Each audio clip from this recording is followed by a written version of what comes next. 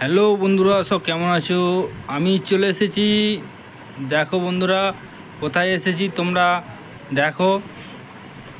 হ্যাঁ, সেই 58 গেট, মানে 58 গেট দিয়ে জল বেরোচ্ছে, এত ঢেউ, মানে বলার মতো নয়। তো দাঁড়িয়ে দাঁড়িয়ে একটু দেখলাম, তো ভালোই লাগলো। তো চলো, এখানে মনসা পুজো হচ্ছে, ওখানে একটু যাই, গিয়ে একটু ঠাকুরকে দর্শন করে আসি আর তোমাদেরও দর্শন করিয়ে দিই। তো কমেন্ট করে জানাবে ভিডিওটা কেমন হয়েছে। তো দেখো বন্ধুরা, পুরো ভিডিওটা ভিডিও